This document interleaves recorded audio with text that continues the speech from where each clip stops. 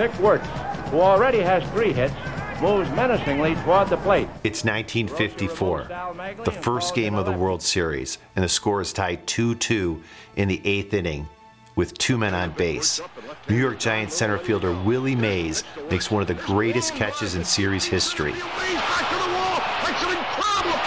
1954 was also a great year for Ron Eckert. Well, when I started, I didn't know what point of purchase was. And I answered an ad with the Thomas A Schutz Company. I showed them my portfolio and they said, I would like you to illustrate a baseball player hitting a ball. I did, he liked it, and he hired me, and then I found out what point of purchase was. Building a great, big, beautiful display. Having been involved early with POPAI, he's been part of countless advancements in the industry since that first opportunity.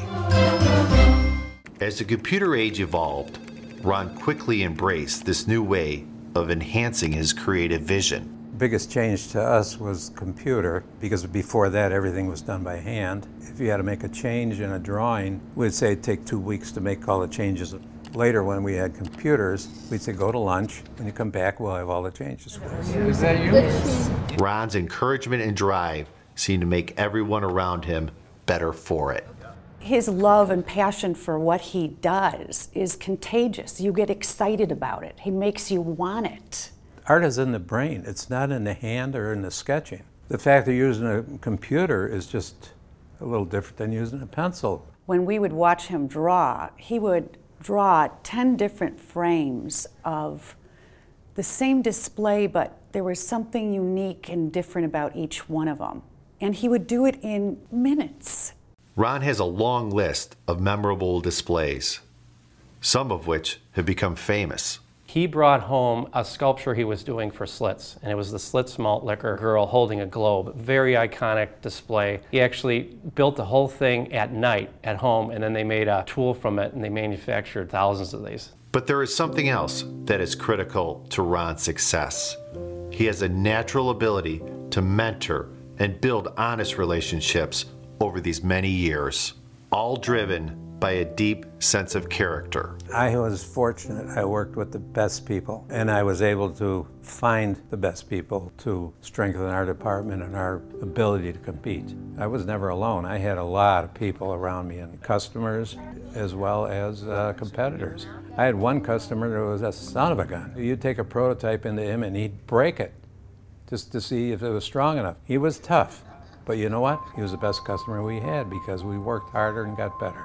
This is nice. He's taught me and he's taught a lot of us, you know, be real, be honest, have integrity. And that's really spilled over into everybody that he's touched in his life. And he still does it today. From his first sketch of a baseball player to producing some of the most memorable P.O.P. displays, Ron now continues his journey through his paintings and sculptures. You know, as a family, we would eat together every night. So Dad would come home and he would go through stories of his travels that week, and you pick up on it and you learn from it. Ron has never lost his passion for his profession. I look forward to going to work in the morning. I love my job. I was one of the fortunate people that loved what he did. A lot of people in point of purchase love their work. The P.O.P. industry got one heck of a player. It's a big honor. I totally have to thank the people that had faith in me. It's just beyond anything I imagined. What a catch by Willie Mays!